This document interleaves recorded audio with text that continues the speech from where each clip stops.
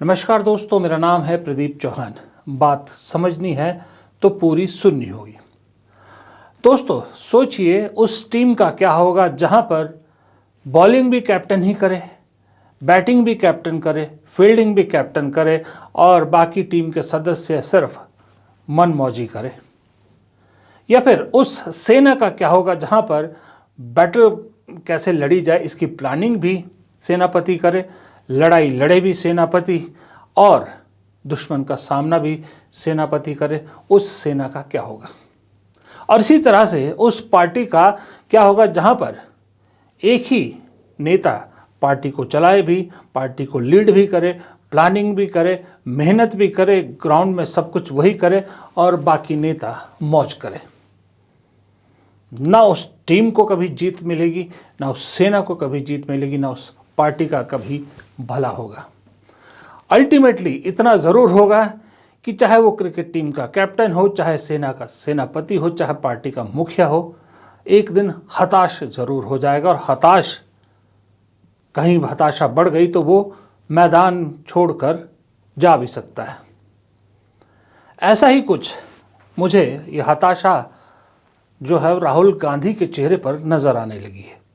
हो सकता है मैं गलत हूँ, मैं ये नहीं कह रहा कि मैं कोई बहुत बड़ा वो हूँ चेहरे पढ़ने वाला या बहुत बड़ा ज्ञाता हूँ, लेकिन जितना चेहरा पढ़ना सीखा है मैंने अपने थिएटर की उसमें जब हम नाटक करते थे, उसको देख के उस आधार पर मैं अभी फ़िलहाल कुछ दिनों से राहुल गांधी की बॉडी लैंग्वेज और उनके चेहरे को देखकर एक बात समझ सकता हूँ कि राहुल गांधी कहीं ना कहीं मुझे निराश नज़र आ रहे हैं।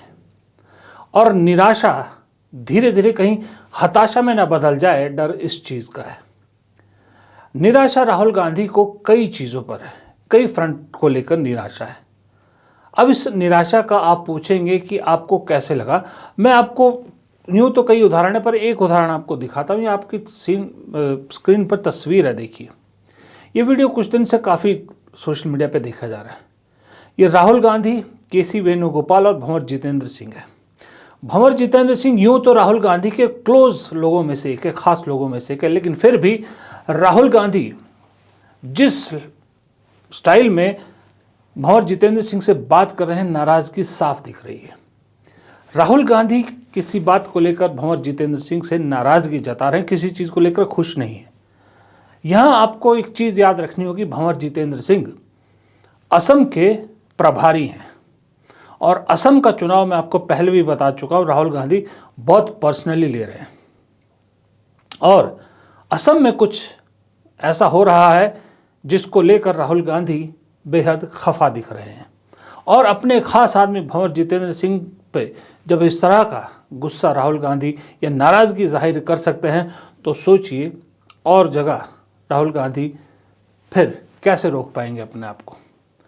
ये नाराज़गी का आलम यह है कि राहुल गांधी ने भंवर जितेंद्र सिंह को जो कहा वो अलग चीज़, हमें नहीं मालूम क्या बातचीत उनके बीच में हुई, हम तो सिर्फ अंदाज़ा लगा सकते हैं। लेकिन आज दिल्ली में मनरेगा को लेकर एक सम्मेलन किया कांग्रेस ने, जिसमें राहुल गांधी और मल्लिकार्जुन खड़गे दोनों थे। राहुल गांधी ने वहाँ बात तो मनरेगा को लेकर की, लेकिन इशारा मुझे लगता है राहुल गांधी ने पार्टी कार्यकर्ताओं को भी करी, क्योंकि वहाँ जो सभा में बैठे थे वहाँ पर मनरेगा के मजदूर तो शायद ही एक दो कोई होंगे, ज़्यादातर तो उसके अंदर कांग्रेस के नेता थे। बात मजदूरों की एकता की कर रहे थे, लेकिन मुझे साफ दिख रहा था कि राहुल गांधी इशारा अपने पार्टी के नेताओं को दे रहे थे। एक ही तरीका है इनको रोकने का, और मजदूरों को किसानों ने रास्ता दिखाया है। अगर हम सब एक साथ मिलकर खड़े हो जाएंगे, मैं आपको बता रहा हूं, ये डरपोक लोग हैं। मैं अब इनको बहुत अच्छी तरह जानता हूं। ये डरपोक लोग हैं। अगर हम सब एक साथ खड़े हो जाएंगे,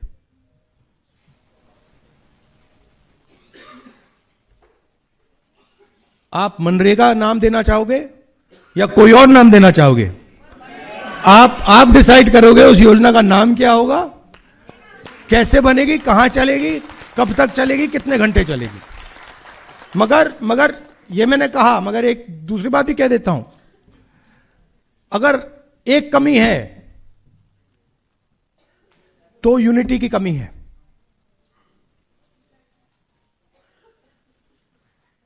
एक साथ गरीब लोग खड़े नहीं होते, अब होना पड़ेगा।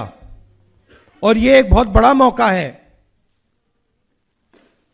मनरेगा का जो आंदोलन है, यह बहुत बड़ा मौका है कि हिंदुस्तान के सारे गरीब लोग जो आइडिया ऑफ इंडिया के कॉन्सेप्ट में बिलीव करते हैं, कॉन्स्टिट्यूशन में बिलीव करते हैं, लोकतंत्र में बिलीव करते हैं, कि हम अगर एक साथ खड़े हो जाएंगे, मोदी जी पीछे हट जाएंगे और फिर से मनरेगा चालू हो जाएगा। ये एक नेता का स्टाइल होता है, बात कहीं और कहो, रेफरेंस कहीं और हो, इशारा कहीं और। राहुल गांधी हालांकि इस तरह की चीज़ें बहुत कम करते हैं कि इशारों में बात करें, जो कहना होता है स्ट्रेट कहते हैं, लेकिन यहाँ इशारा मुझे साफ नज़र आ रहा था। जैसे भंवर जितेंद्र सिंह से नाराज़ थे, उसी तरह से सुना है, ये भी मैं कंफर्म नहीं कह सकता, सुना है कि आज इस मनरेगा वाले समारोह में पंजाब के पूर्व मुख्यमंत्री चरणजीत सिंह चन्नी भी आना चाहते थे, लेकिन उन्हें अंदर एंट्री नहीं दी गई। मैं कंफर्म नहीं कह रहा, सुना है। अब चन्नी से भी ये तो बात तय है कि चन्नी से नाराज़गी ज़रूर है हाईकमान की, क्योंकि जिस तरह से पीछे हाल ही में चरणजीत सिंह चन्नी का एक वीडियो वायरल हुआ, जहां पर वो मंच से कह रहे हैं कि कांग्रेस में दलितों को कोई नहीं पूछ रहा, खास करके पंजाब के रेफरेंस में कह रहे हैं कि हम दलित कहां जाएं। वो ही चरणजीत सिंह चन्नी ये भूल जाते हैं कि अमरिंदर सिंह जैसे बड़े स्टॉलवर्ड को हटाकर उन्हें मुख्यमंत्री बनाया था इसी कांग्रेस ने। चरणजीत सिंह चन्नी शायद ये भूल गए कि आप तो पंजाब के नेता हो, राष्ट्रीय स्तर पर कांग्रेस का अध्यक्ष एक दलित है। चरणजीत सिंह चन्नी शायद ये भूल गए कि जब चुनाव हारे वो, उनके मुख्यमंत्री रहते, वो खुद 2 सीटों से चुनाव लड़े और दोनों से हार गए। उसके बाद 1 साल तक चरणजीत सिंह चन्नी किसी पार्टी के कार्यक्रम में शामिल नहीं हुए। उन्होंने वजह बताई अपनी तबीयत।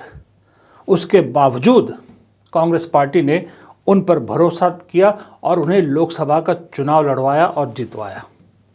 वो चरणजीत सिंह चन्नी जब मंच से ये कहते हैं कि दलितों को पूछा नहीं जा रहा पार्टी में, तो फिर ये मैसेज तो पूरे देश में उस कम्युनिटी को गलत जाएगा ना, जिस कम्युनिटी को बड़ी मुश्किल से कांग्रेस अपने साथ कुछ जोड़ने में कामयाब हो पा रही है। दलित कम्युनिटी की मैं बात कर रहा हूं। अब चरणजीत सिंह चन्नी से नाराजगी हाईकमान की बनती है। चरणजीत सिंह चन्नी CWC के मेंबर भी हैं। उन्हें उस मंच पर भी, उस फोरम पर भी ये बात कहने का हक था, वहाँ कही जा सकती थी। लेकिन कांग्रेस के नेताओं को एक बहुत बुरी बीमारी है। कांग्रेस नेताओं को एक बीमारी ये है कि अपने आप को बड़ा नेता साबित करने के लिए वो या तो मीडिया में बयान देते हैं या पब्लिक में ऐसी कंट्रोवर्शियल बातें करते हैं जिससे वो खबरों में बने रहे, जिससे वो सुर्खियां बटोर सके। ये बीमारी कांग्रेस को बहुत हर्ट कर रही है, बहुत हर्ट कर रही है।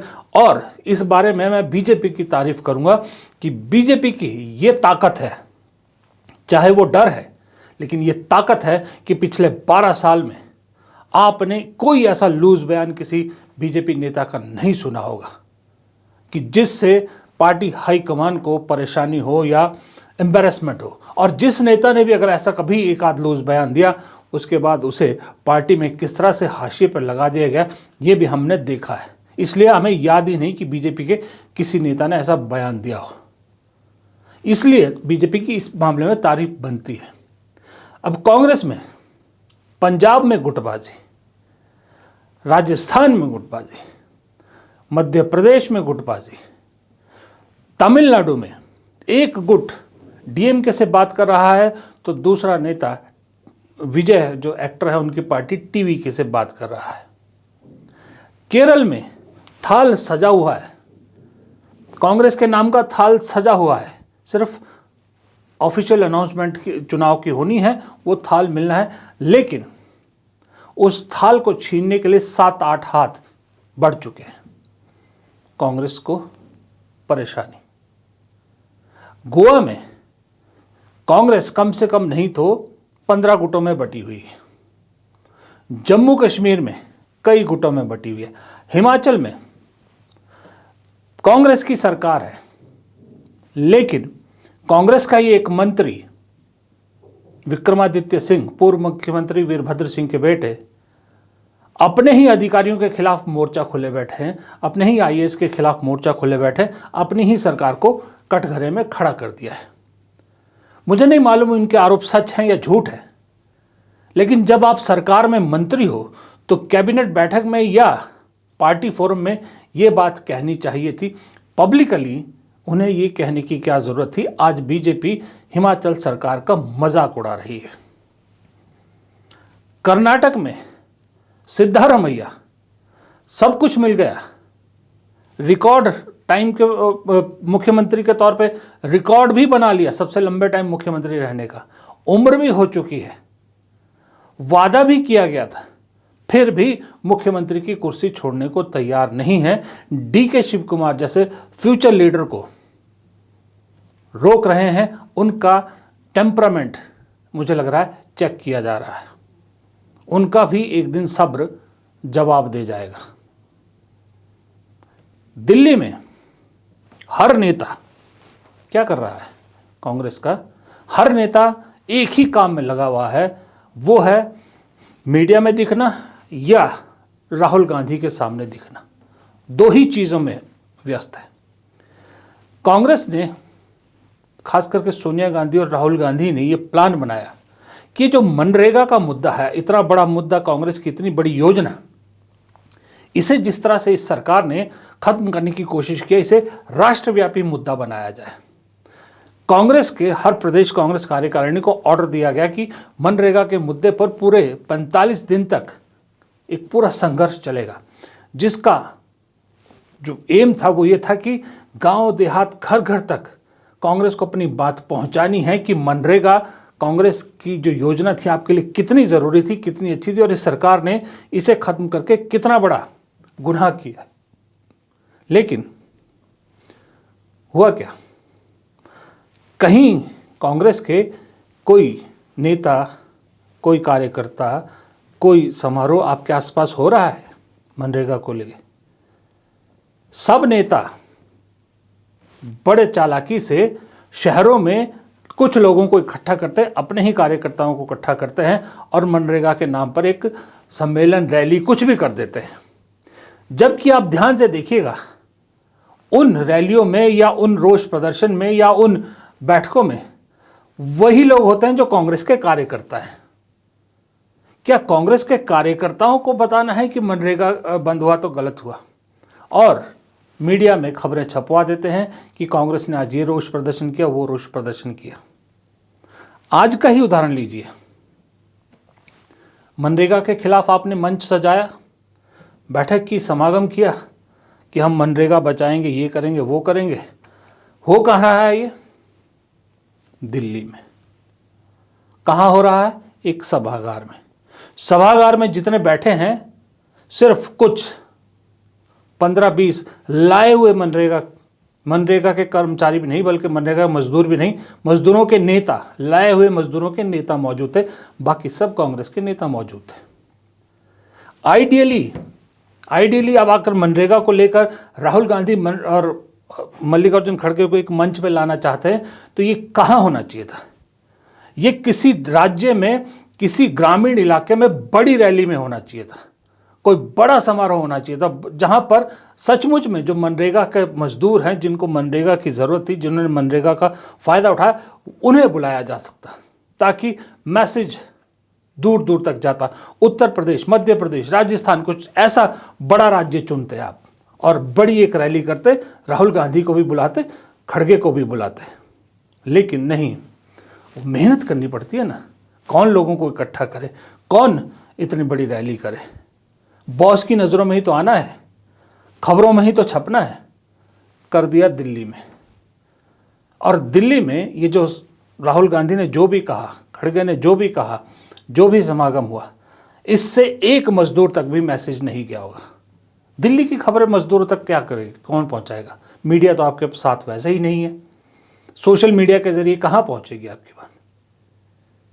ये सब चीज़ें सही में तो राहुल गांधी, मुझे नहीं मालूम किस चीज़ का बना हुआ वो इंसान है, किस चीज़ के बने हुए हैं राहुल गांधी, कि इतनी पेशेंस, वो चाहे सरकार का दबाव है, चाहे वो उनकी इमेज खराब करने की बात हो, चाहे उन्हें राजनीति से बाहर करने की बात हो, इतना कुछ झेलने के बावजूद भी वो आदमी खड़ा है। और पार्टी के अंदर, जैसे मैंने कल भी बताया था कि लगातार देखो राहुल गांधी मतलब खड़े पैर है, वो आदमी बैठ नहीं रहा है, कभी यहाँ कभी वहाँ, कभी यहाँ कभी वहाँ, कभी वहाँ। कांग्रेस के अंदर सबसे ज़्यादा मेहनत करता हुआ दिख रहा है, कांग्रेस का कोई नेता इतना मेहनत करते हुए नहीं दिख रहा। उसके बावजूद रिजल्ट नील बटे सन्नाटा। जब चुनाव आते हैं कांग्रेस की वही परफॉर्मेंस रहती है। बहाने, ऐसा लगता है कांग्रेस के नेता पहले ही एक पूरी लिस्ट बना लेते हैं कि चुनाव के बाद ये 3 पन्नों के बहाने हम टांग देंगे कि इस वजह से हम चुनाव हारे, वो पहले ही तैयार होते हैं। ये चीज़ कहीं ना कहीं राहुल गांधी को फ्रस्ट्रेट कर रही है, निराश कर रही है, नाराज़ कर रही है। और यही नाराज़गी राहुल गांधी के बदले टोन में भी आपको दिखाई देगी। वो जो टोन मैं बता रहा हूँ ना कि राहुल गांधी अब पब्लिक को जगाने का काम कर रहे हैं। क्यों सरकार पे अटैक करने के बजाय पब्लिक को कह रहे हैं सवाल पूछिए? क्यों पब्लिक को कह रहे हैं कि इकट्ठा होना ज़रूरी है, एक साथ आवाज़ उठाना ज़रूरी है? क्यों पब्लिक को कह रहे हैं कि अपने अंदर का डर निकालिए? क्योंकि ये आखिरी रास्ता उन्हें लग रहा है कि अब लड़ाई को पब्लिक के साथ लड़ना पड़ेगा। पार्टी में तो जो है ढक के 3 पात, वो कुछ ना आगे खिसक रहा है ना पीछे जा रहा है, जस का तस वहीं पर जड़ हो गया है। इसको हिलाने में शायद राहुल गांधी अब धीरे धीरे अपना संयम खो रहे हैं। ये हकीकत है।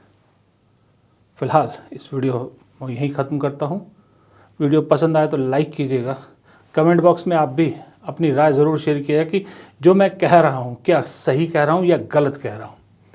दोनों का रीज़न ज़रूर दीजिएगा और चैनल को सब्सक्राइब करना मत भूलिएगा। नमस्कार।